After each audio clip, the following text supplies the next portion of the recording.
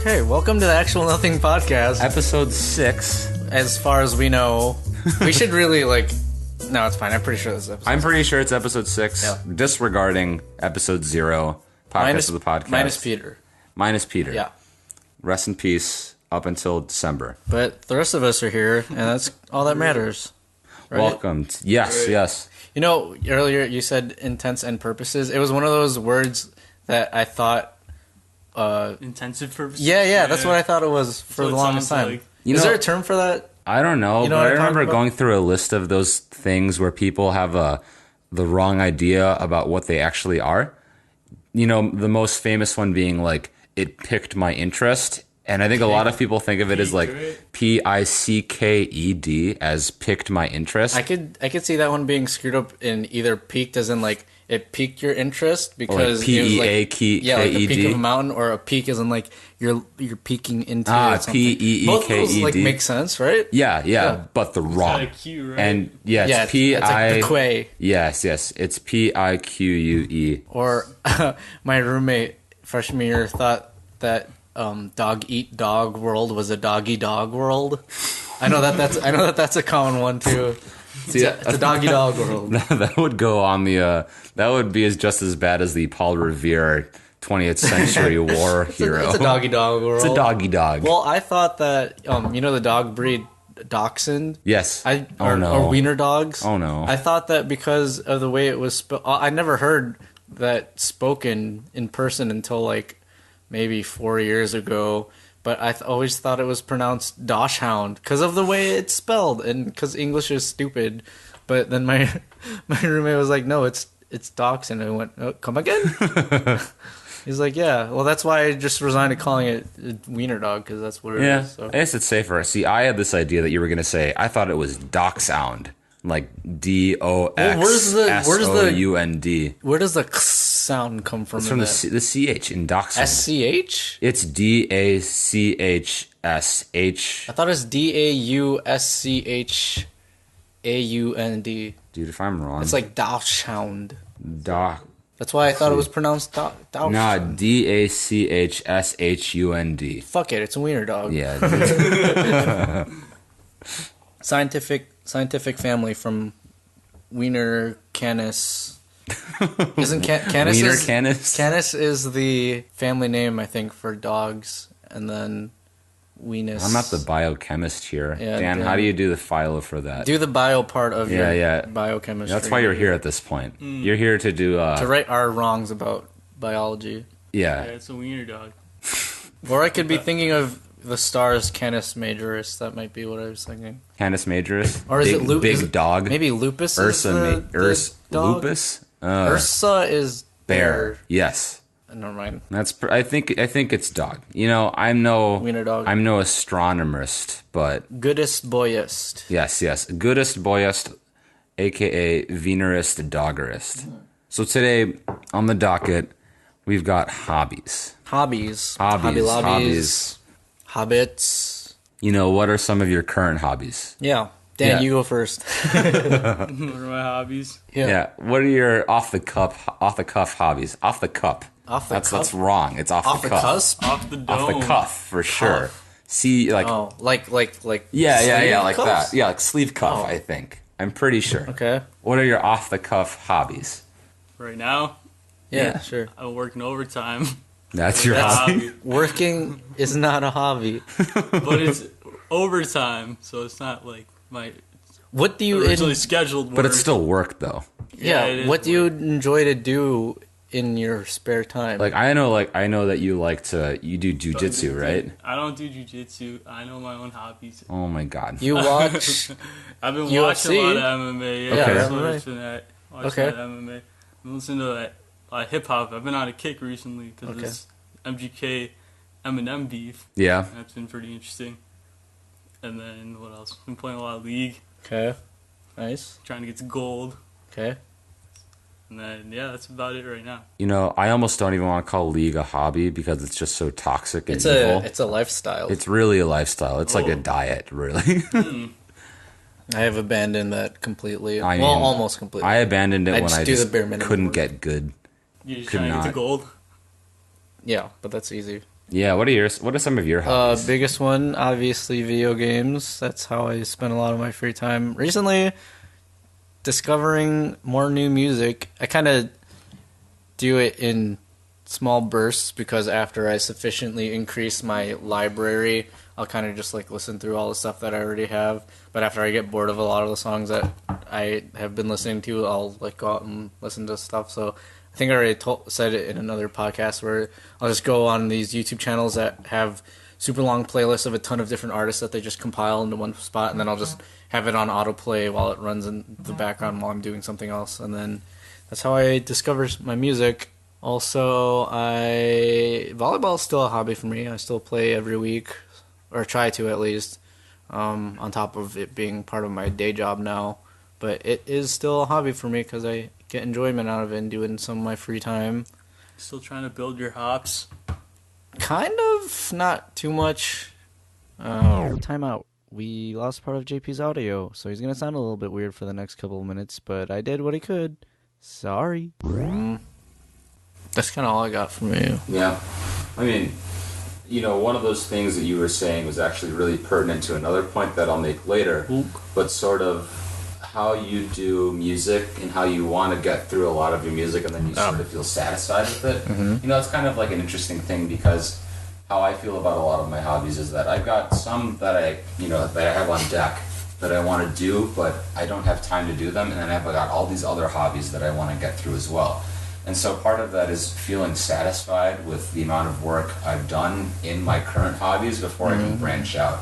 Because, there's a certain point where if you, quit a hobby too soon or you move from a different hobby, it's almost like you're giving up. Yeah. Oh, I know a guy who was like that. Really? Well, he'd just, start one thing and then do it for, a week and then not do it anymore. Yeah, so next thing, yeah. So then it's not really much of a hobby, right? It's kind of just like a fad. But I mean, that's also part of trying to find a new hobby, right? That's true. Testing the waters and seeing if this thing, if you like doing it actually for an extended amount of time, or if it's like a one and done type thing. But then does that make it a hobby? If it's there's too many posers, man. People just posing. Yeah. Well, maybe they'll want to turn it into a hobby, which was another talking point that we have for later. They just ride the hype. People ride the hype too much. I feel like having a hobby sort of means that it's been a thing for a while. That you've done it for a while. It's kind of tried and true. It's not just this thing you picked up. I can't go rock climbing for a day and be like, yeah, I do rock climbing. I'm a rock climber now. I'm a rock climber hobbyist, sort of guy. I do it in my free time, once.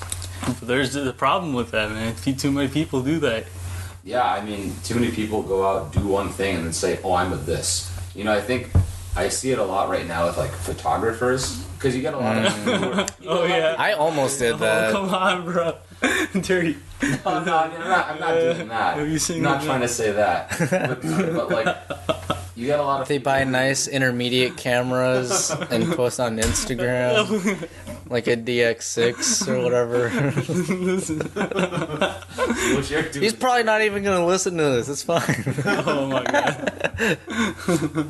No, see, that all depends on whether or not he stays true to it. If he keeps going, then it's pretty real. And if not, you should just buy it off of him for $100. That's the plan, man. That's the plan at this point. If he doesn't use it, it's all mine. But so I see a lot of people at school or people who are our age just picking up photography and rolling with it because a lot of other people do it, and then not really doing too much else with it. And so I almost feel like if you start it, you don't do too much else with it. It's just kind of like a dead hobby or a dead thing that you wanted to do and then didn't have the interest to keep doing it because it really wasn't something of interest, right? So there's that. But I guess that's another little aspect of hobbies that hobbies are this weird thing that we can't really define super tangibly. They don't have strict parameters, but I think in a general sense hobbies need to be for a little bit longer than just a week. A day or something, yeah. Or a week. And something that you find enjoyment out of, right? Well, finding enjoyment out of it, I think, is really important towards creating a hobby and having hobbies like that. Because, I mean, I don't think anybody has, a hobby that they hate doing, because then it wouldn't be a hobby, right? I suppose so. If they hated doing it, then why are they still doing it. It's not like League. Okay.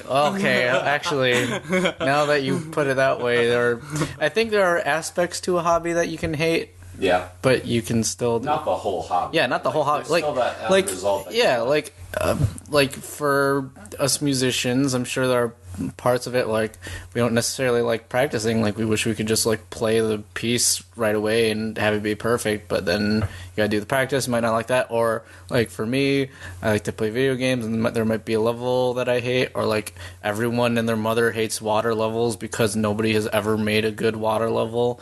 But that doesn't mean that we all hate video games or like competitive aspects of it. Like Dan said, I sometimes don't like playing competitive as much as I want to anymore because it fucking sucks, and those communities are toxic and full of pieces of shits. But I still like playing the game.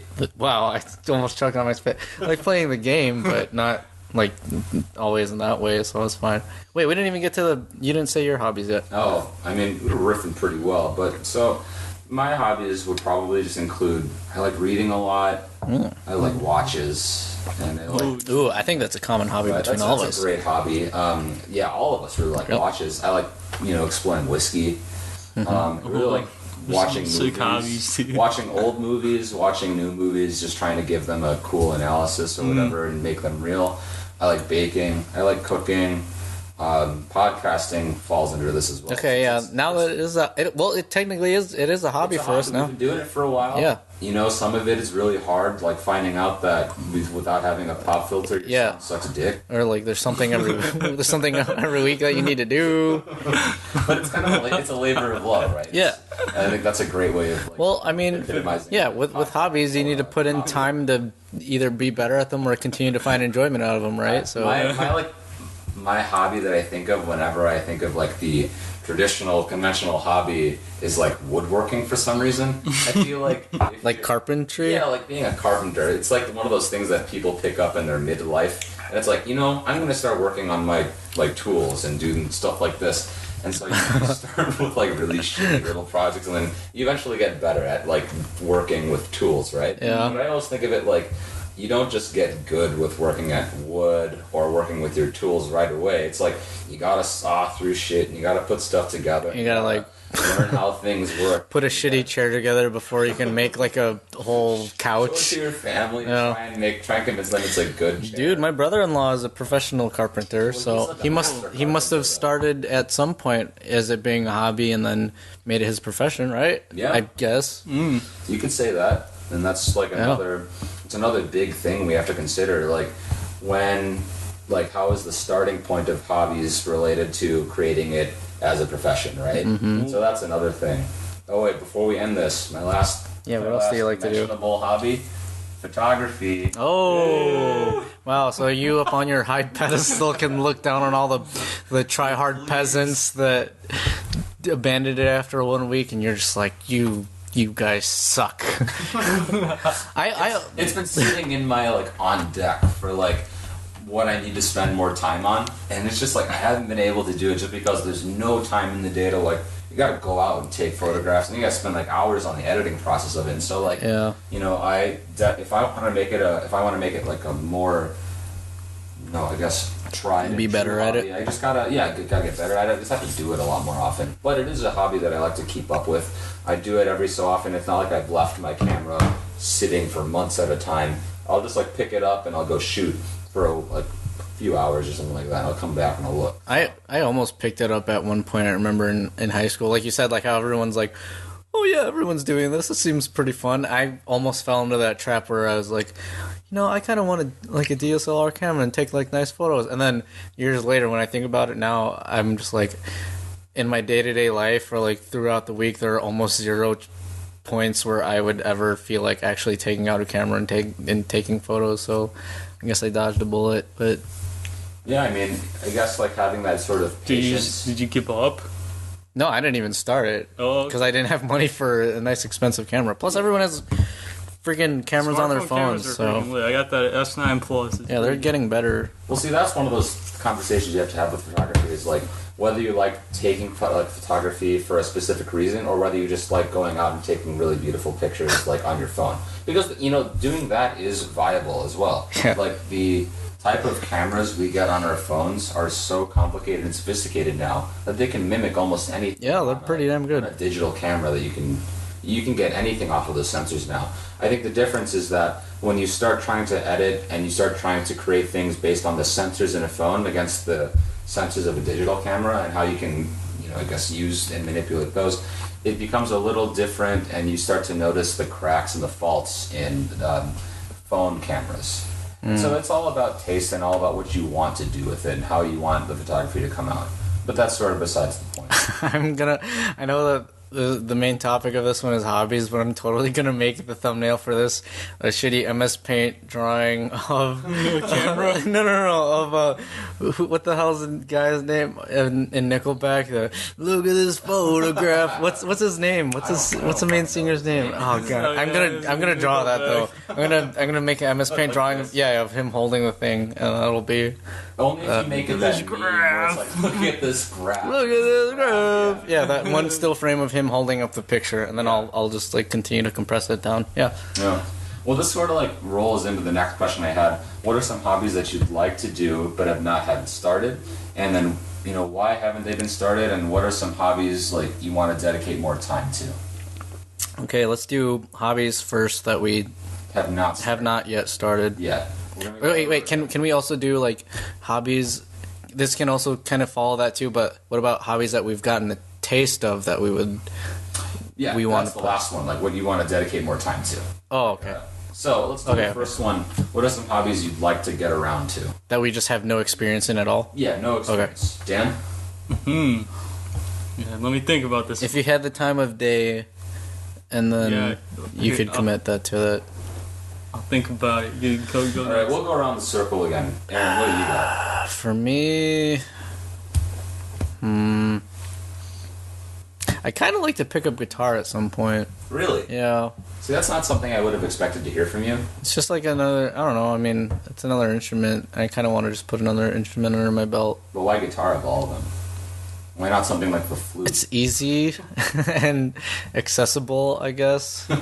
Actually, it would either be guitar or bass. Actually, because I love them groovy bass lines, so I think I could do it. Pulling out a funky bass. Like an HJ Freaks, like the guy that I show you, except minus the cross dressing. Have I shown you that?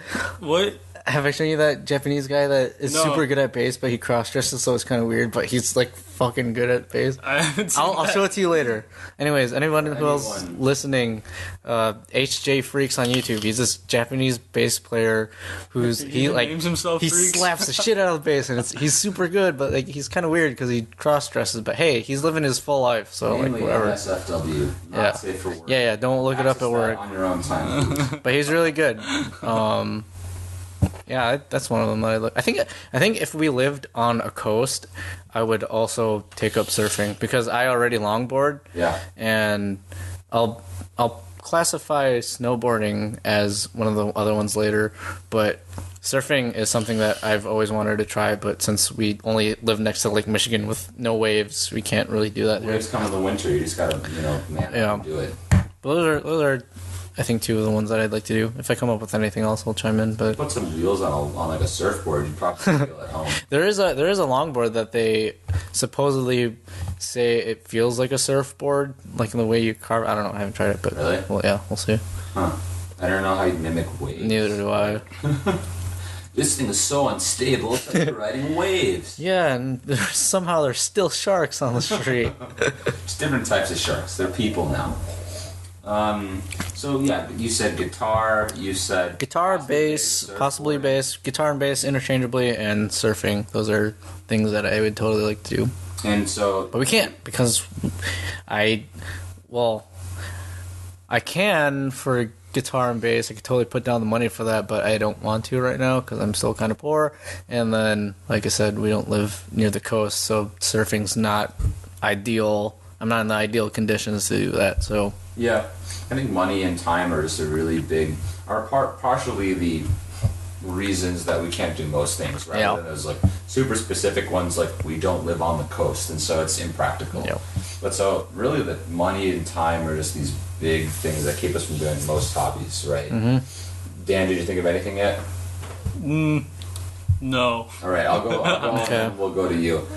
I'd really like to, start learning about wine because You want to become a sommelier? because is that what they're called? Yeah. Something I get to Wine learn experts, about yeah. if I had time to take up wine as a Dude, hobby. all the sommeliers that were in the Binny stores that I worked with, Somalians? all the Somalian pirates that I worked with while I was at Binny's, they were all super cool guys. So they were like, you should try this one. If you got a girl coming over, you should show her this one. I was like, cool. Well, I'm single, so I can't do that. See, that's the thing, though. Is like, I can kind of discern the flavors of specific wines against others, but I don't necessarily know. I can't. You're just like, I like this, I don't like this. Yeah, it's like I can't label it down to, oh yeah, this tastes really, because we can do that with beer now. Yeah, because we have an experience. Oh, that's another hobby for us, beer. Beer, yeah, that's a beer. thing. Drinking is a hobby. If you want to call that a excuse for alcohol. We're not. We're okay. Well, actually, I think if we had enough money, we could turn the hobby into an addiction. oh, that would be a lifestyle, not an addiction. There's a clear difference. Yeah, so I mean, wine would be another one that I'd like to pick up, just because I feel like I don't know enough about it, and I feel like wine culture is really interesting about how they grow their grapes, how they make the wine, how the soil really affects the flavor of wine. You want to go to Napa Valley and all that? You went to Italy, right? So is Italy like the mecca of wine? It depends. I think Italy has some really great areas that are good for wine. One of my favorite wines that I had comes from the Piedmont area of Italy. It's called an Arnese. It's really good. It's a white wine, pretty sweet.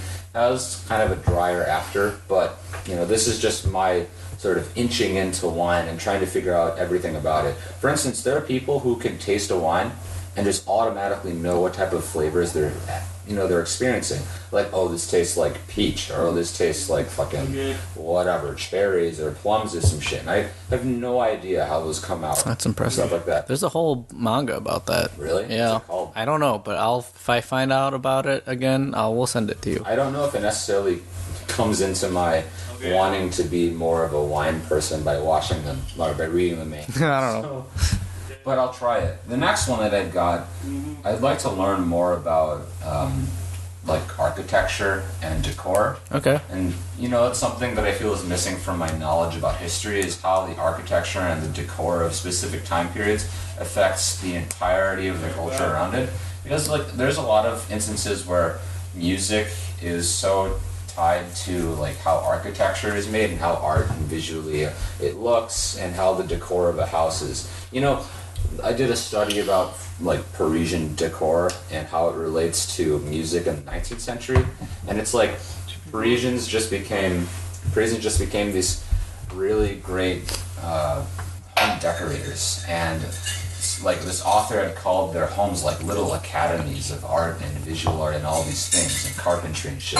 And so it's just like learning about like how people decorated their homes can sort of point to what music they're listening to, what type of culture they're consuming as well. So I've always wanted to get into architecture. That's kind of interesting. Whenever I think of like Baroque music, I always think of like colonial America with all their like huge wigs and the powdered stuff and all the like fancy jackets and huge florally dresses. So I guess that has some validity in that statement. What's interesting is that Baroque music comes from the word Baroque, meaning sort of like disgusting almost. It's like a type of architecture that's really overbearing and kind of ugly. And so yeah, it kind of is actually. So and so like that's where a musical term stems from a visual practice of architecture. Baroque architecture and Baroque art is just like that. It's a bit overbearing and kind of ostentatious and sort of. Ooh, good word. Good word, right? Nice. Ostentatious. I don't think I've used that in the last 24 years. Yeah. Good word, ostentatious. But so yeah, that's why I'd like to look at architecture and decor, right? But so like the main issues with all of these are just like not having enough time to get into stuff like that. There's only so many hours in the day where you can be like, oh yeah, I got this. And I could, allot this much time to learning about decor and shit. And the other part about it is what I mentioned before, is I don't want to drop certain areas of study or certain other hobbies for new ones because I don't feel sufficient in my knowledge of these ones that I'm trying to pick up now. I feel like there's a certain threshold that I want to get through before I could say, now is the time where I can start supplementing this knowledge with new things, It's like how you don't really want to start looking for new music all the time, because then you don't have time to listen to your old music and like get really acclimated to it and be very used to what it sounds like. Yeah, that's like why I said I like listen through my playlist a bunch before I get bored of it, and then I'll go look for something new. Yeah, exactly. Mm-hmm. So I always feel that I want to learn about something pretty thoroughly, and then I'll start on something new because I'll feel like I got this. I have a thorough grasp about what I'm trying to learn, and now I can supplement it with a new thing. Did you think of anything, Dan? No. Nothing? There's nothing that you even like. Nothing that you even think is cool. Dude. What about boxing? Yeah, well, you like MMA. Well, you said we're not going into that stuff that we've had a taste of, because I was at the Muay Thai class for a little bit. Okay. Fine, you want to go into that? I'm trying to do, a little bit more. Okay. Let's do that. That's fun, man. So let's go into the hobbies that we've had a taste of that we would like to do. Because I have one, so yeah. Definitely. You said Muay Thai. Yeah, I was in Muay Thai. It was like 10 classes, but I had the free class before, so it's kind of like 11. So it's only a taste, I wouldn't go around being like, yeah, I do Muay Thai and I'm a beast, something like that. But it's really fun. It was good, and I'm trying to get better at it. Yeah. So are there like specific steps that you would take in order to get better at Muay Thai, like things you could just go to class, just go to the gym, just hit the gym up every class they have. They have it, I don't know, like Wednesday or Tuesday, Thursday. So if you keep going, then you'll get better. So what keeps you from doing that? My freaking work is in the North Gurney. Yeah. And then the Muay Thai gym is south in Downers Grove. So that's far, man. Yeah, even if I go, like if I leave my work exactly at 5, then I won't get there by the time the class starts at 6, which is kind of a rip. There's no closer ones? Illinoisans, yeah. That travel is like an hour and a half normally. It's a pretty bad drive. Yeah. Especially rush hour. Yeah. So then we have stuff like that where it's, time doesn't permit. There's not these really weird personal reasons, like it's just so far away. But then, I think any practically thinking person would be like, why not find a Muay Thai class that's closer to your work so you can just bop right in? Have you ever tried looking up, like, videos and just kind of practicing it on your own time at your house? Yeah. But it's still not the same experience as if you, go to the actual gym, right? Yeah. I think getting that personal, you got the instructor experience, right? Mm-hmm. That's sort of an integral part of learning any martial art. Mm. So why not pick a class that's closer to where you work or closer to here? Well, the gym was really cool there. It was Counter-Strike MMA at Downers Grove. They had 2 instructors. One was this good cop, and one was a bad cop. One was a complete dick. He was this white guy. His name was Crew Rick. They use Crew. That's the name for the teacher. Like CREW? KRU. Crew. It's Thai. Okay. Like Crew Rick. And the dude was a complete asshole, but he was a beast at Muay Thai. He knew what he was talking about. He was really cool to learn from. Cause he's like, people don't care about how much of a dick you are. Like, even if you're getting insulted, it's like whatever. But if you're learning the discipline, then you're willing to go through it. So what is it about Muay Thai that you like so much? It's the art of 8 limbs. It's striking. Okay. So that, if you're using your entire body, I was in karate for a little bit. I knew how to throw punches, but I had no idea how to throw kicks. I was like, I want to learn how to throw kicks. And then the Thai people, they know how to kick people. Because they were the first people to develop the leg kick. Really? Kick people in the freaking... Pretty much, yeah. They were the first ones to do it well. Up until those people, everyone dragged themselves by their arms along the ground, and they're like, I'm talking about kicking people know how to in use the my legs. Yeah, kicking people in the legs. Okay. Because if you get kicked in the leg, it'll make your whole leg go fat, and you're just like, ah. Hey man, Muay Thai, if I had to learn a martial art, that's top 3 for me. Would be capoeira? The capoeira looks cool, but I don't know about its practicality. I really don't think it's a sustainable thing. I always think that, it just looks so tiring. Yeah. Do you know the story behind capoeira? Why they do it? Well, isn't it like a Brazilian dance that they originated It's a dance because before then, they were ruled by a government that didn't want people to learn how to fight and to, militarize. And so they blended it in dancing. They disguised this martial art with a dance. So they were able to practice, but it looked like dancing. And that's why in most capoeira circles, they have drums, so that it has that sort of rhythmic feel to it. Yeah. Oh, cool. Fun facts. I always think of Eddie Goro from Tekken. Eddie Gordo, not Eddie Goro. And Steve. Because he's still, I know he does. So what's your well, is that the only thing that you think of that you are like, I would want to do? Like literally anything, if it's like skydiving Doing cocaine. It's a hobby. That really pushes into addiction even more than alcohol. Do you have anything else, Dan? Maybe I'm kind of boring, but I was thinking about focusing on the career and building that up, because that takes a lot of time. And then if that's something you really want to do, maybe you're not as interested in thinking about your future hobbies that you may want to do. Well, there are workaholics that actually enjoy doing work. So Yeah. I guess that can kind of be a hobby for them, right? Sure. I mean, I guess not really a hobby, since it's like the word hobby kind of assumes Differentiates that it's itself from it assumes work. that you're not doing professional career work, Yeah. I guess. But I mean, yeah, okay. Yeah. No, that's totally fine. I mean, like, everyone needs to do their own thing. Yeah, And right I still now got my own hobbies, And right now, especially, it's like really important that we allocate time well, rather than like diversifying ourselves into too many little hobbies and then becoming shitty at all of them, but just doing them and then not good at one thing. Dude, I still like the thing that stuck with me was Napoleon Dynamite, where he said you got to have skills, and that's something I took to heart. That was the one line of the whole movie that you remembered. Yeah. You want to have skills, so it's important to be well rounded too. What line stuck with you from that movie? The dance. I like your sleeves real big. I think that was the one that stuck for me as well. It's my favorite movie of all time. So. Or the one where he's sitting in the time machine and he like zaps his balls really fast. The other one I like is like, it took me like an hour to do the shading on the upper lip.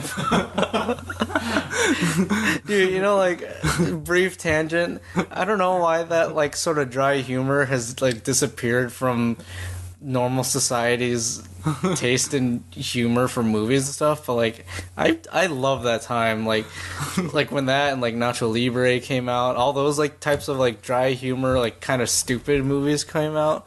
I don't know, man. It's Napoleon Dynamite, I think, is it's still, if anything, that movie's got one of the, I guess dry is the word for it. It's so aimless. I know, that's why I love it.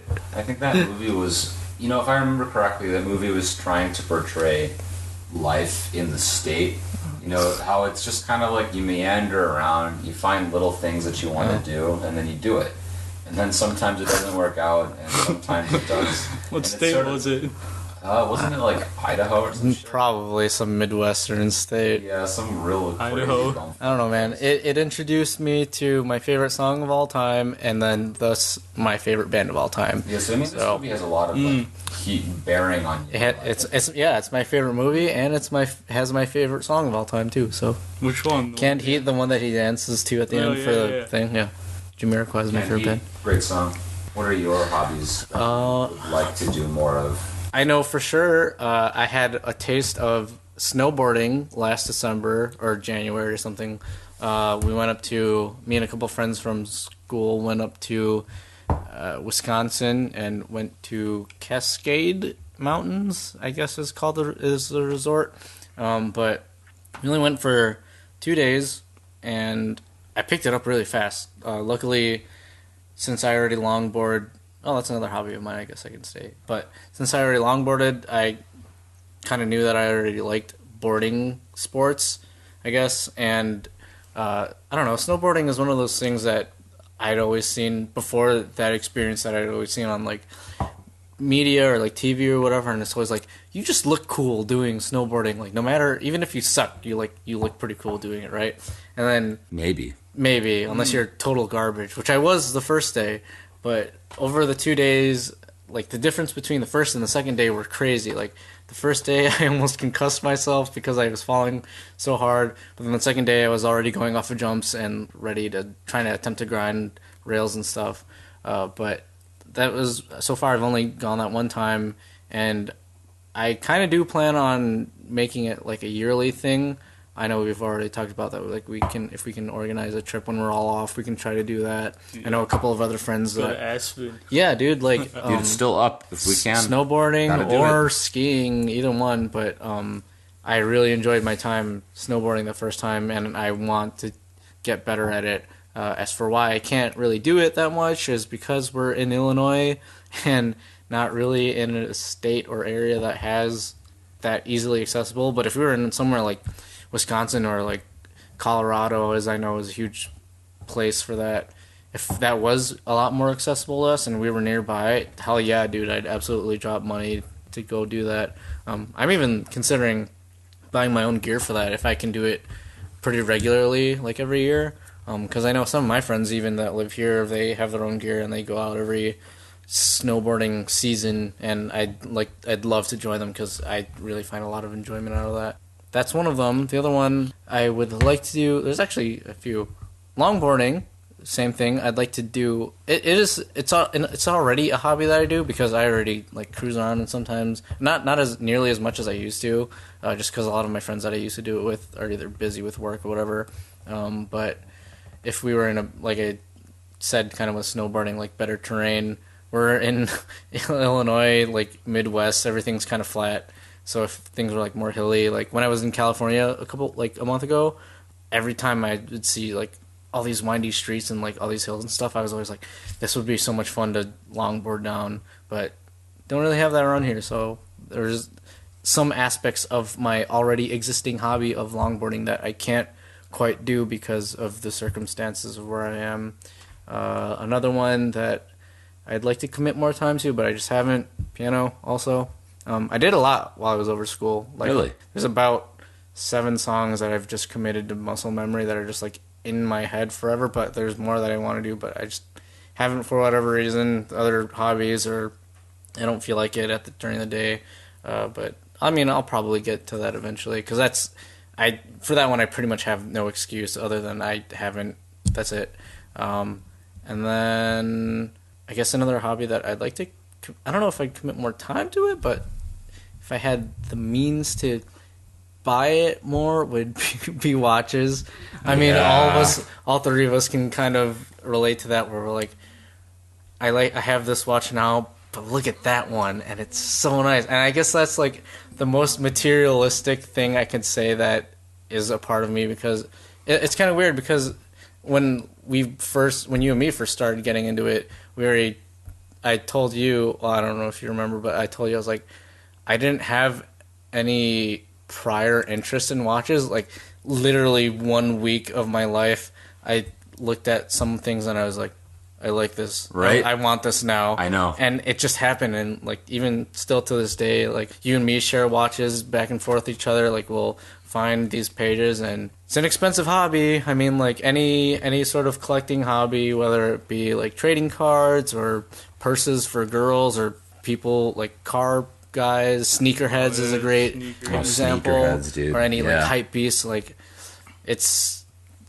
like if you're collecting massive amounts of these things, it takes a lot of money, and maybe down the line we'll have better means to do that. But yeah, those are kind of the things that I'd like to do. Dude, that watch stuff though, too real. Man, I see so many watches where I'm just like, oh, I could sink so much money into this right now. If I was rich and I had to collect one thing, a lot of people are like, I would get like lake houses, or like I would get a ton of cars. No, I would collect watches because they don't take up that much space and they're nice, and I like to look at them. Plus, I like to accessorize because, I don't know. You gotta look fresh all the time. Fresh. You gotta be fresh to death, you know? I like yours, dude. It's nice. What are you wearing today, Dan? Yeah, what are you wearing today? Got the Bulova. Oh, nice. Yeah, hey, they're reputable. Bulova's great. Yeah. We got some really I like cool, the navy blue, dude. That's nice. It's a good look. What band do you have that on right now? It was whatever default band that it came with. Yeah. Is it leather? Hey, dude, you can't go wrong with leather, in my opinion. You know what I've seen recently? I have a friend who has a navy blue dial skein, and he has it on a NATO band, and that thing is sexy. I need to get a NATO band. Dude, the NATO band really changes everything up. Actually, getting a new strap in general just changes the entire outlook of the watch. That's what I did with my other one. Yeah. It came with links, but I don't look good in links, so I only think that links look good for specific occasions. I was at a wedding recently, and I'm like, I would like a nice watch with some links on it. That would be kind of classy, works well with the suit, But otherwise, I'm all about that leather band or the NATO strap. Yeah, I'm gonna put a NATO on the next one that I get. Yeah, for sure. What's your next watch? Yeah, what's your goal? That Christopher Ward. Oh, the Chris Ward watch. I still haven't decided. It's that red. Pull it up. Okay, I'll show you. It's a nice red bezel on it, but I haven't decided if I want white for the face or black for the face. But we'll decide when we get it. I was thinking about this the other day. I was like, if there are any dealers around us, I might just go into the store and then try them on myself and then decide at that point. Do you ever see those posts where people go into the dealer and they'll try on like an Alanja Sin watches? Yeah. Those things are like $100,000. Yeah, it's like you will never ever have this on your wrist on a day-to-day basis, Yeah, but right never now again. just relish the moment. Yeah, those things get really hot. You know, I've seen some Alanja Sun watches that are like $500,000. Yeah. Those things are crazy. That's like the highest end to watch. Like we said, expensive hobby if you're trying to go for it. But hey, a man can dream. You know what you got to try to do? You have to try and trade up, like that guy who traded up for a house. Dude, He started with a pen. he started with a little pen or some Yeah. shit, or like a paperclip, and he kept trading up, and he picked up a house at some point. I'll Yeah. trade him for the paperclip. No, it wasn't immediate a house from a paperclip. It was like he traded a paperclip for like an Yeah, eraser, and then like an eraser for like a bookcase, and then it just kept growing, and like he would slowly get items in increasing value, and then he somehow got a house. That's insane. Yeah. What a beast. I think my next watch is it's got to be either a Nomos or a IWC watch. Both are very good choices. Yeah, and they're on the same Right. level, like intermediate, How much is that one? 800. Oh, God. like intermediate watch collecting. Like they're really nice watches too. I've always liked IWC's Le Petit Pilot. The navy blue one is always good, but I've also really wanted the Psycho Alpinist, and those are really nice as well. Would you guys ever consider those watch gang type of things where they have a monthly subscription but they send you a free watch? Or no, it's not. It's like Yeah, it is Watch Gang. Yeah, I've it's seen like those. $90 a month or something. And I'm then, unaware of this. and then they send you a watch, and it's usually way more than $90, but you get to keep it. The thing with like hobbies about stuff that you wear is like you can kind of be picky about it because it's something that you're wearing. Yeah. So for me, watches, You'd always I'm want to kind pick of- it out yourself. yeah, right? I'm That's kind what of I'm picky asking. about How about that. you, JP? So in regards to that, I put that in the same category as those applications that you can sign up for where they send you a box of clothes every Yeah. week. And I think that, well, what I've heard is that they end up being shitty clothes. You end up sending back most of the clothes and you don't keep all of them. So like, With the watch gangs, probably the Chinese watch. And yeah, Could be. crappy plastic. on r/watches, which is this is our regular Oh, is that the podcast Reddit? Is that the reference. Reddit? Yeah, The Reddit comment of the week. Yeah, there you Reddit go. comment of the week is r/watches. You keep seeing these posts about Seagull watches, and they're from China, and they look kind of fancy, but they give off this vibe that they're worth about $100. It's like something you get on like Alibaba. Yeah, or AliExpress just like or whatever. it's like it'll probably work for a while, but it won't work as well as these other watches that they're clearly copying, Yeah. And all those copycat watches definitely come out of the woodwork. You see all of them at least I do on my Instagram. I'll see all these watches that look just like Nomos watches or will look just Like try to copy a Rolex or something. yeah, they just they have similar dials, but they're cheaper. And it's like they're definitely cutting corners somewhere. There are whole documents dedicated to like, this is a difference between a legit Rolex and like these are how you tell the fakes. So Yeah. it's enough of an industry that people either don't care for the real thing or they're just like, this is close enough, or they don't know and then they get gypped off from money. Well, it's because I think a lot of people don't look at watches from that sort of standpoint, Yeah. where it's like a real hobby, where you're looking into every little aspect of it, Same thing down with to beer. the you have to look at every part about it. I mean, I like to consider the brewing process for the beer as much as the tasting and as how it's poured. Every part of the brewing experience and the tasting beer experience leads you to a holistic beer experience that is like totally different when you consider everything. And so in the same way, if you consider watches from their inception, like the creation of every small singular part, the mechanism, how they all work together, how smoothly it works, what types of different mechanism you can choose from, I think that is like a real indication that you're in the hobby of watches, because it's like, when you have a greater appreciation for them, like just strictly the look of it. yeah, and I don't like being a gatekeeper because you can like watches for whatever reason you like. Yeah. But I also think there are superficial reasons for liking watches as well, including only liking it for the look, Yeah. Only liking it What for makes the that aesthetic. superficial?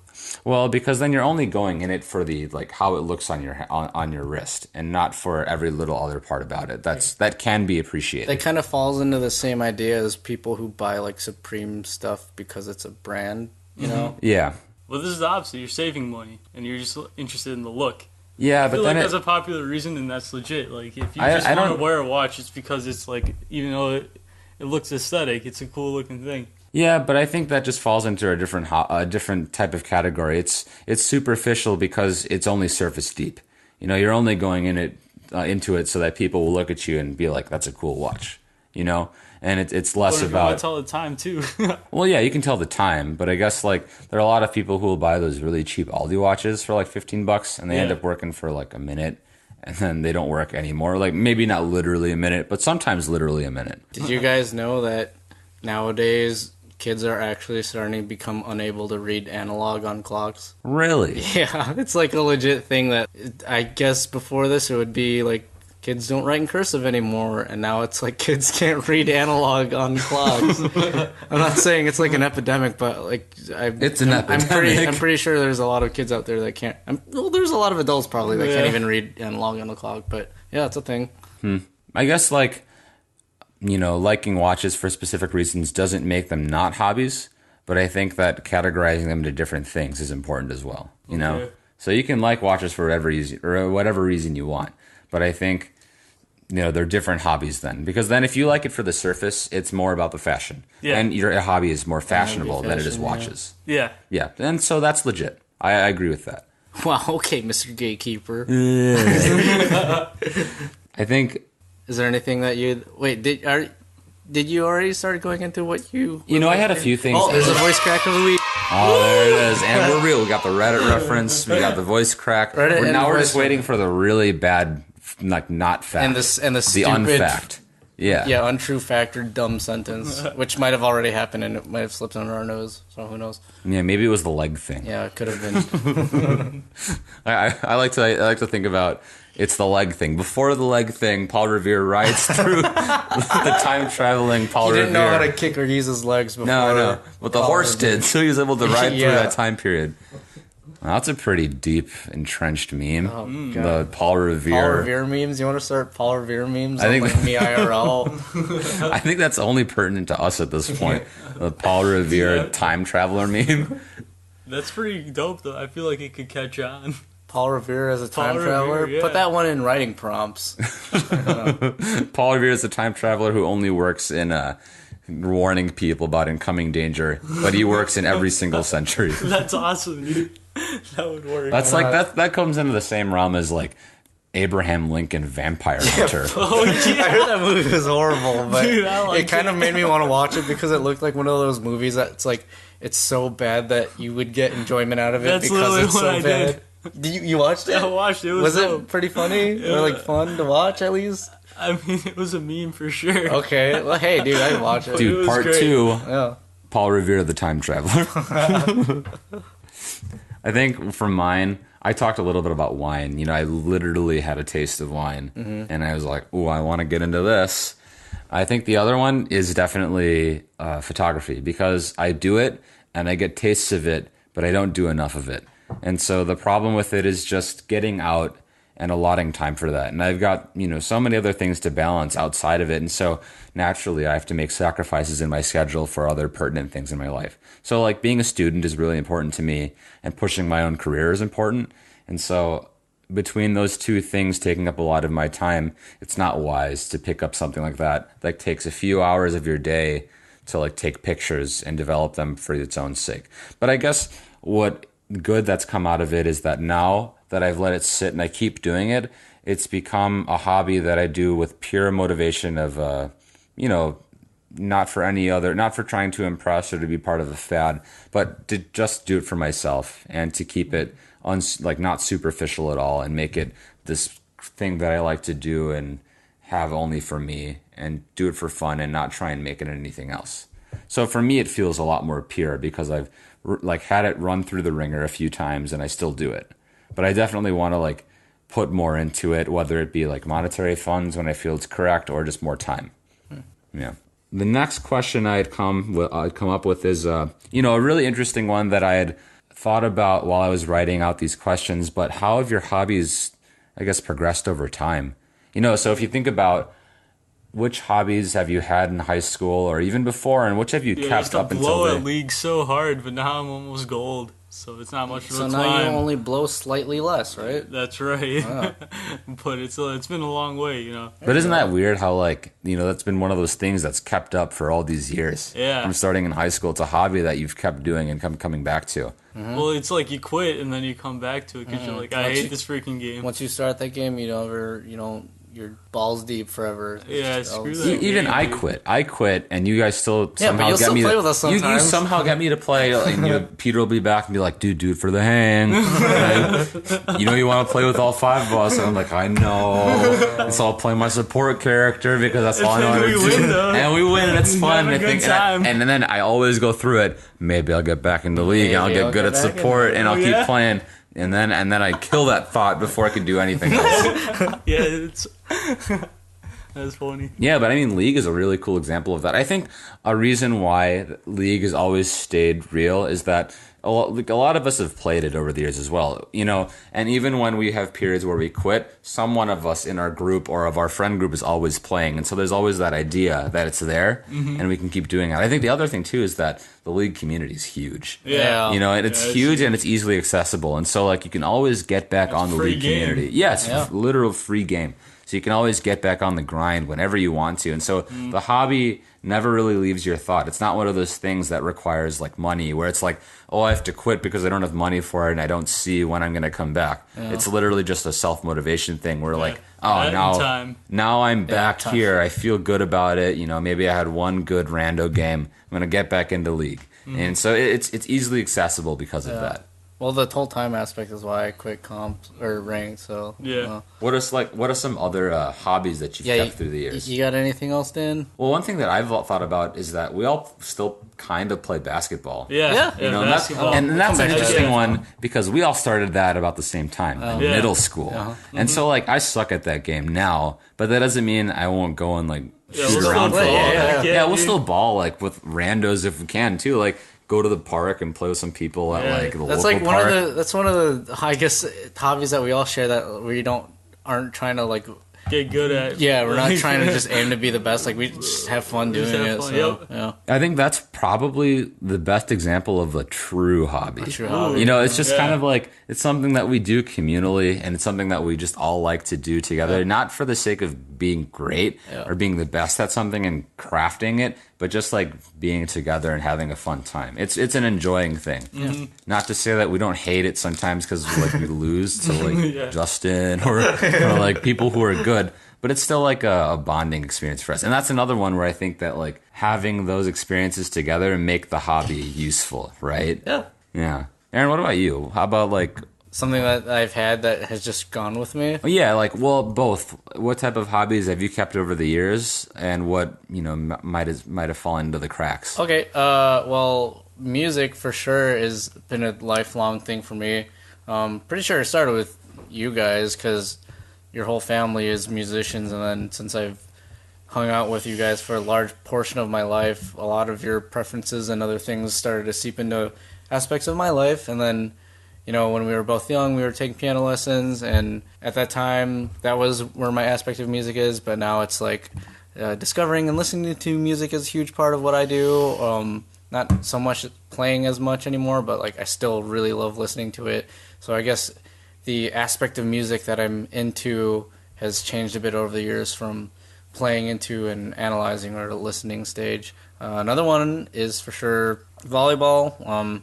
Like Dan said, I was ass when I first started it, but I'm to this day I'm still continually trying to get better at it. Luckily I'm at a stage where I hope good enough that I can. It's my day job now, so I'm trying to take it into a different aspect of my life where not only am I still improving on it and doing it in my day-to-day life, but now I'm starting to teach other people about it, which is a cool change aspect about it. The one dude spiked it, and then you just ate it, and it popped it off of my head. For all y'all who don't know, Aaron's good as hell. You guys completed the play and scored the point. Thank you.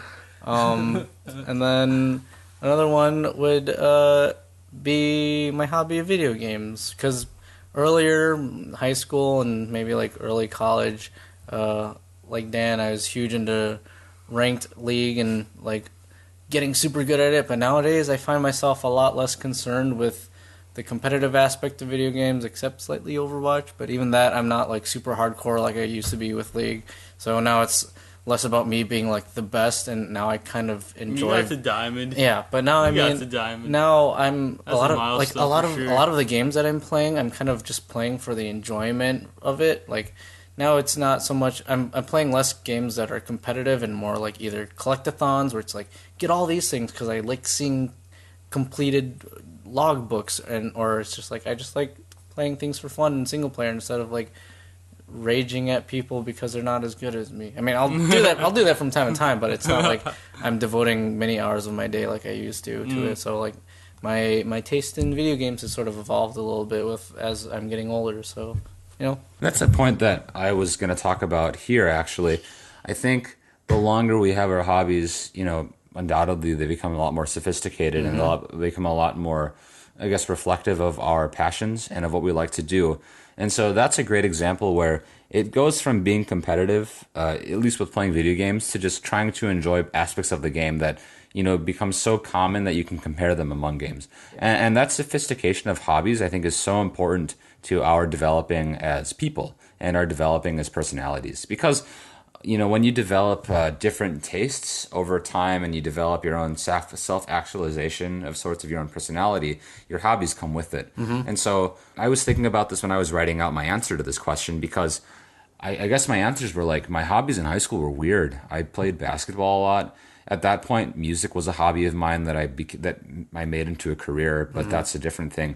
But also, like, I played Xbox with you guys a lot of the time. Halo. Yeah, we played lots of Guitar Hero. Lots of Guitar Hero, shit like that. And nowadays, I think back on it, it's like, I don't do any of those things anymore. I don't play ball. I don't, play Halo. I don't play Guitar Hero anymore, except for when I'm feeling nostalgic.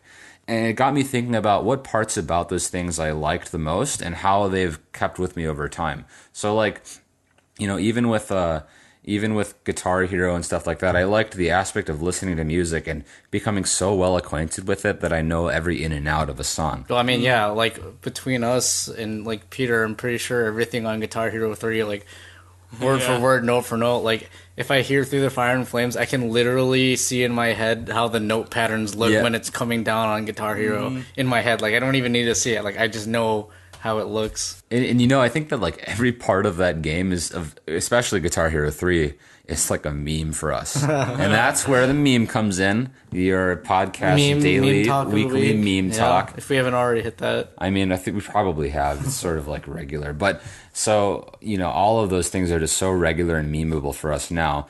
And nowadays, my personality has grown and I've become a little more mature. A lot of what I've taken from that is just trying to listen so intently and becoming so acquainted with pieces of music and stuff like that, and being able to think about how they work section by section. And that sort of personal analysis is something that I've always prided myself with. And it's come to a head now where like I'm using it as part of my career. And so it's a really cool thing to develop with me, a hobby that I didn't really know was there, but is now kind of important as I've become more mature. I think that's a pretty cool aspect of things to talk about, like the how phrase. You've grown from your hobbies. Well, not that, but I was thinking more along the lines of turning a hobby into a career, because how there's that phrase, if work is something that you love, then you'll never work a day in your life. Yeah. I mean, unfortunately, not everybody gets to do that, because sometimes you just have to do work just because. But if you're fortunate enough to turn a hobby into a career, I don't think that many people get to do that.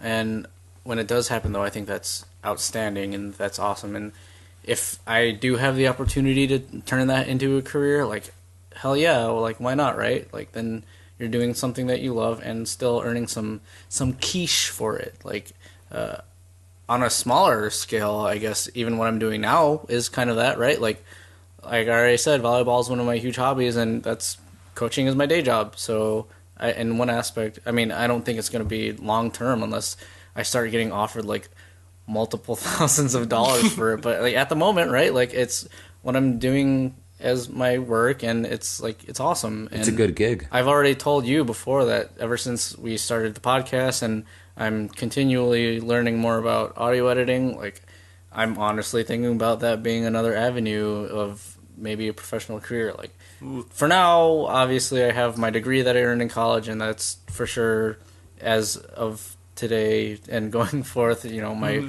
projected path. But if somewhere down the line I turned this podcasting and my knowledge in audio and video and whatever else and production Volleyball. and all that stuff, like if I ever got to a point where I was good enough to consider turning it into a career and other people acknowledged that I was good enough to turn that into a career and I was like getting paid decently for it, absolutely. Like I'd take, Keep your doors open. yeah, I'd take doing audio work and editing work over like working a boring office job every day, because then at least it's something that I enjoy doing, and that would be awesome. That's a really important thing as well, is what type of hobbies would you like to incorporate into career work? And that's a really cool way of looking at, we're doing this thing right now. This podcast is almost a hobby for us. We do it for ourselves. We do it for the sake of itself. And to be able to think about using these qualities that you're learning from the podcast and sort of laboring over as part of your career in the future is really, really cool,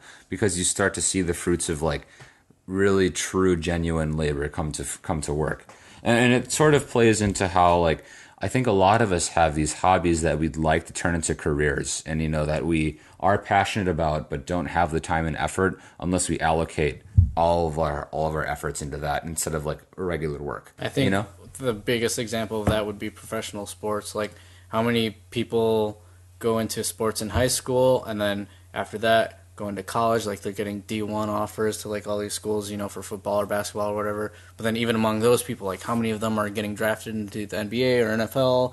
And like there's a very small percentage of people who are either have the physical genes or put in the work ethic to attain a level where their hobby of playing the sport that they love actually turns into their career. And for whatever reason, it's sports and professional sports have been romanticized in the U.S. especially, that they like Gatorade, they're always like, just do it, or all these sports companies really put forth this, they're always like, put in all this effort and you'll attain your dreams, right? But the harsh reality is like an extremely small percentage of the entire human population will ever achieve a level where they can make that their day-to-day job. And unfortunately, like most of us, it will only be resigned to a hobby. But that points to something really important, though. It's that the motivation behind certain hobbies is almost is sometimes enough to push it into a career. You never.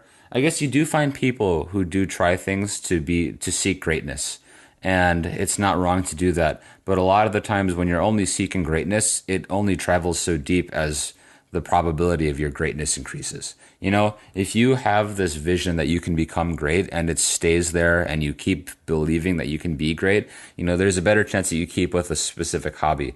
But I think what really has a lot more power are those people who do things for the love of it. And you notice that about even athletes and artists. A lot of them, they only do the things they do because they like it so much. And it's what they know, it's what they want to do so much because they have this genuine love for it. And it's this motivation that pushes them into doing something so almost crazy. Like, why not pursue a regular job where you can be stable? Why do something like pursue a music career or anything like that? It's almost suicide when you think about it, at least career-wise. But those people have such genuine motivation for it that inevitably not inevitably, but sometimes they can pull through and make it and do great things because of that motivation, And I think that's an important thing to consider with hobbies, in how hobbies really reflect the passions and the virtues that a person may or may not have, right? Right now, upcoming, we got this Khabib versus McGregor fight, October 6th. And right now, during the press conference that happened recently, I think you can take a lot away from Conor McGregor and what he was saying about why he's fighting. Yes. Because he was fighting, and then he wasn't, he doesn't need the money. He had that Floyd Mayweather fight. He made like $100,000 or $100 million or something ridiculous. Like, I think it was $100 million. Jesus. Up until that point, throughout his whole entire MMA career before that Mayweather fight, he only made like 9.5 million. He like Only. but still, it's like Yeah. he literally like made all this freaking money, and he was like, "Yeah, I'm not doing this for the money. I'm doing it because I don't like this guy." And he had a clear motivation and passion for like just wanting to kick the crap out of the other guy, Khabib. And it was like, dude, that's sick, man. And he was like he seemed really honest and genuine throughout that whole thing. I think one The thing whole about press Conor. conference. I think one thing about Conor McGregor too is that is interesting. I mean, specific only to his story, is that he was a fighter because he believed in it and he liked it. He liked Because he it. was I think he was a plumber before then, and he grinded so hard to get to where he was. I remember reading this. I'm thinking of him being at a club and just like grinding on other See, foods. that's or the problem with that word, you know. We understand it I know, in both I know. ways, but so like he definitely had to work very hard, and Yeah. I think in an interview with is it his wife now or his girlfriend, she had said like he'd spend so many hours at the gym and like learn and practicing his fighting technique and doing stuff like that, and then when he made it, it was almost surreal. And so it's that type of motivation, that unending self-serving motivation that's like, I want to be great because I love it so much and I feel so passionate about it. And it's this way where hobbies reflect that we can consider how the relationship between hobbies and career work. And it's interesting because I think a lot of people have this binary in their head about how hobbies and work are totally different things, but I think they're much more mashed together than we think they are, at least. There are certain parts of your work that you could probably consider hobbies because you just like doing it enough. Work can be monotonous, but it can also be a hobby that you do, like you can make a hobby into your career. And so because of that, I don't think that hobbies and work are necessarily separated by what you do. It's more about how you view them. It's more about your perception of the activity itself. So if you're going into a hobby or if you're going into some activity that makes you a lot of money but you hate it, it's work, right? Yeah. You don't necessarily enjoy all of it. It's work. You're doing it to sustain yourself. You're doing it so that you can put bread on the table and whatever. But when you're doing a hobby and you like it so much, or if you're doing your work and you like it so much, it's definitely something more enjoyable than just a hobby, right? Mm-hmm. Because then if you're doing work that you really enjoy all the time, I think it wouldn't be correct to call it a hobby, because a hobby sort of assumes that it's something that you do on the side. Yeah. And so this separation between hobby and work really depends on how you perceive the activities that you do and how much importance you give to the things that you do as well. If you put a lot of importance into these other aspects of your life, you might be able to consider them career options. Like if anyone is a photographer and starts putting a lot of time and effort into their photography, they might be able to call it career work because they're working so hard at it and they're doing things for the sake of itself, but working nonetheless. And if it makes them money, I guess you could consider it professional. But if it doesn't, it's still something they do for fun. Whereas if you like had something like you like to woodwork in your spare time, and the woodworking, it's back, and maybe you build birdhouses or some shit, or I don't know. Hell yeah. If you don't put a lot of time into it, right but it's there, something man. that you like, That's and hobby material. and it's something that you're not super good at, but you still like doing it. It's kind of a hobby, right? Yeah. It's like we know that we'll never be good at basketball, like insanely good to make it profession, but we still do it. It's fun. Whereas you're good enough to, do volleyball and teach other people on a high level. And so it's definitely like a hobby that's moved into a career path because you like it so much and because you're so good at it and you've spent so much time doing it, Mm-hmm. And so that perception about how we understand hobbies is really important, right? True. Mm-hmm. Yeah. I think it's an important thing to talk about just because there's always this idea that, like, just like you said, if you enjoy what you do, then you'll never work a day in your life. So, like, what is work and then what is a hobby if a hobby is something you really like, And so it's important to be specific about how we think about those things. That phrase should also be taken a little bit carefully because there's absolutely such a thing as burnout. As much as I like playing video games, sometimes I'll get bored of a certain game and I'll be like, all right, well, I want to do something else. And sometimes I feel like the reason why people drop hobbies is because they either do it so much or they get overwhelmed by what that hobby can turn into, that they're like, all right, I am just going to shut down and this isn't going to be something that I find enjoyment in anymore. Like for me with let's go back to the league example. Like I very well could have just quit that cold turkey because could have just one day been like, ranked sucks and now I just hate this game altogether. And that sort of almost happened to me now. Like I'm burned out on ranked and like I don't want to do that anymore. But for me personally, I found that aspect of it that I still enjoy it. But for other people, for whatever hobbies that they like to do, some of them just get completely burnt out on it and then don't enjoy doing it anymore.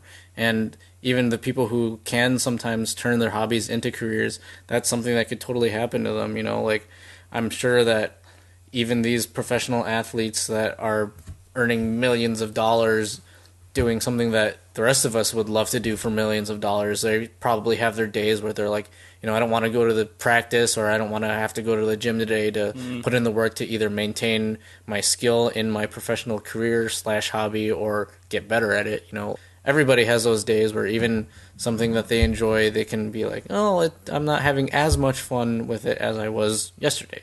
And so I feel like burnout is an important aspect of pretty much anything that you do for an extended period of time that you should take into consideration about before you totally lose your complete interest in it. And burnout is totally a thing that happens to everyone. I know plenty of musicians, myself included, who've experienced burnout where being in a specific environment or being part of like music school, to keep it that example, can really burn you out towards music. It's sometimes hard to listen to music and to enjoy it as much as you used to when it was so novel and when you were young. You know, there are times when I'll listen to a piece of music and I'll be like, this really doesn't do too much for me. As opposed to times when I was younger and I could listen to music and be like, this is the most incredible thing I've ever listened to. And there's so many little parts about it. That doesn't mean I never have those moments anymore, but just the sort of mental burnout of being so oversaturated in my life with those specific things and types of experiences that make it too effortful to try and get those experiences, it really add to that idea of like just conking out with the entire endeavor altogether. Hey, there's a thing in the Bible that says, by the sweat of your brow you will eat, something like that. So if you're, like, sometimes you just got to get burnt out, but if you fight through it, there's also that type of perseverance. If you get through that burnout, then maybe it'll be even more fulfilling. Well, there's also a part where it's like, depending on what the hobby is, they can find a different aspect in it that they hadn't discovered previously that will renew their enjoyment in the hobby. And you know, what's interesting is that really points to what we talked about in success too, where like success doesn't necessarily have to be success and failure. Like if you can find parts about a hobby that are more important to you than the other parts of the hobby.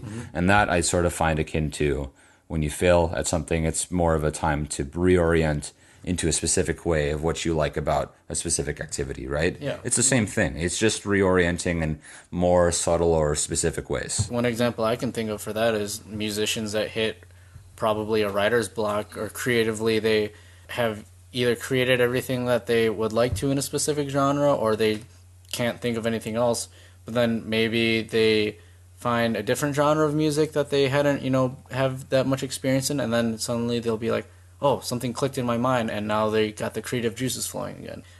That happened even with like papers that I wrote for school. Like, there'd be a topic that I write, and it'd be like, this is super boring, and I don't like it. But then, and I find an article that's tangentially related to the thing that I'm writing about. I'm like, all right, cool. Now I have more ideas. So it's kind of like it reignited.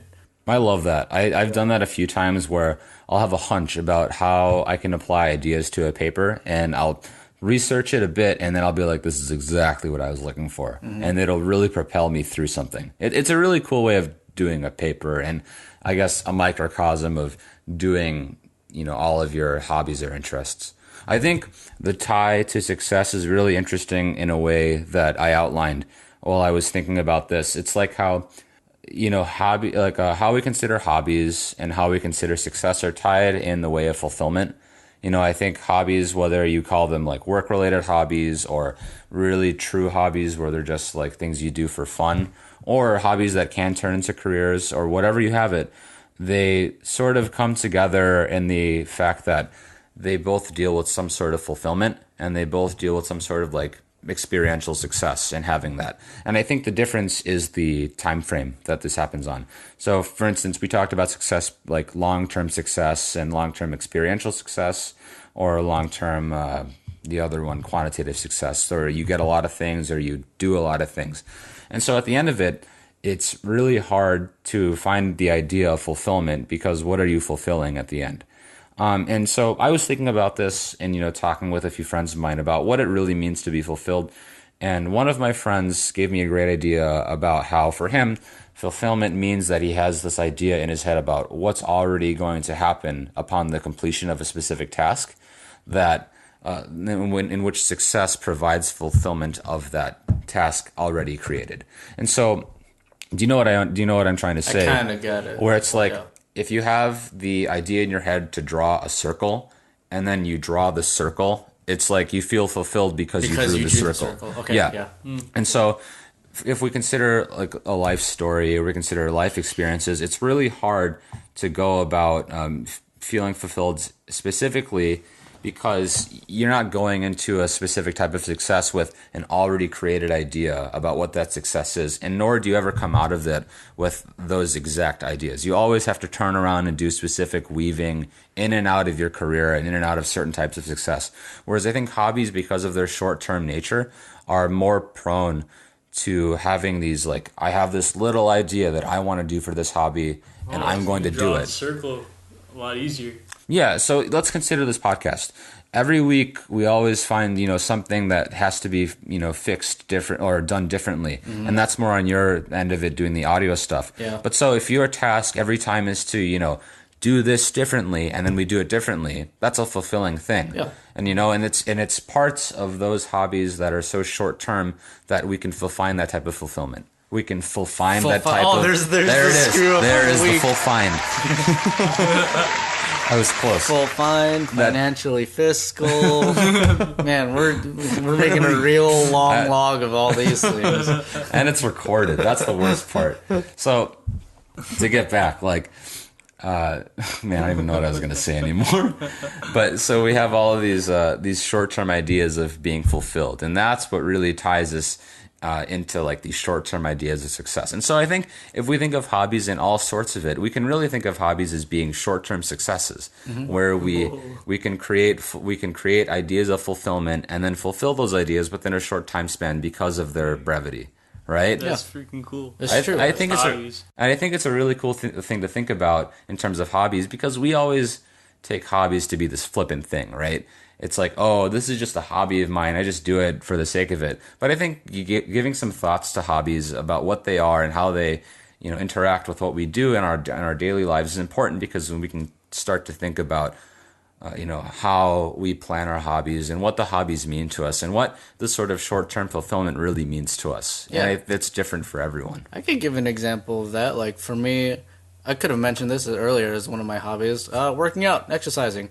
Like I said, big overall goal for me is to get lean and cut and be aesthetically pleasing, but then I can also break that up into smaller goals, as being like, maybe I want my shoulders to be more broad, and then I can start doing more shoulder workouts, and then if I get my shoulders to be the way that I like them, well, that's a step into the bigger overarching goal of me attaining that leanness, right, or that image that I want. And the cool thing about that is all that falls within the umbrella of it's something of a part of my hobby. Like doing shoulder workouts is part of working out, and working out is my hobby. So, connect the lines.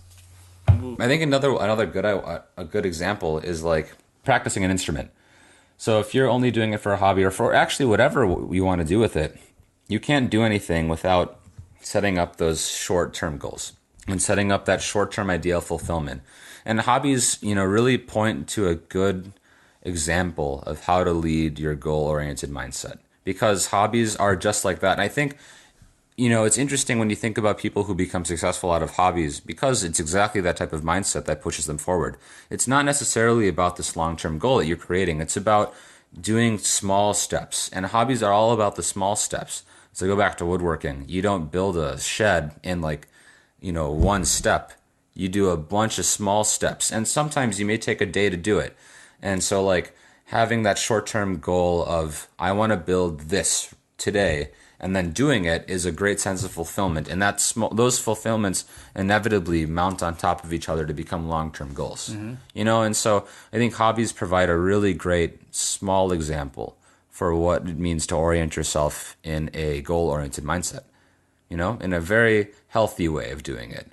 And if, hobbies can be whatever you want them to be, and they can, depending on your perception and depending on how you treat those activities, they can be hobbies or whatever you want to call them. But most importantly, they reflect passions, and they also just reflect on, what are the best steps you can take towards doing something well. Yeah, like look at all the people who like doing drugs. They turn into cartels and drug lords and sell that for loads of cash. Boy, did they turn their hobby into a career. Soon you can be like Pablo Escobar, yeah. The greatest of the hobbyists. Yeah, he's the best professional drug hobbyist I've ever seen in my life.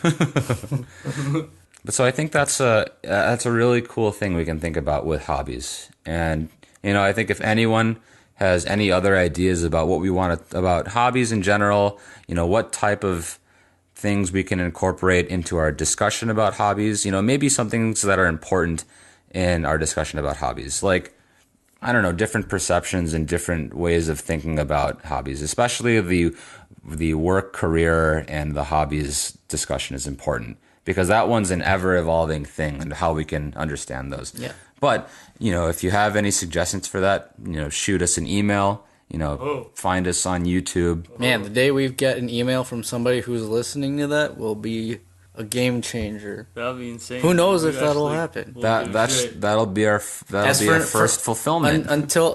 Until then, we're talking to disembodied people who we don't know if they exist. It's a time capsule. It's a time capsule that maybe someone will listen to. Maybe we'll send.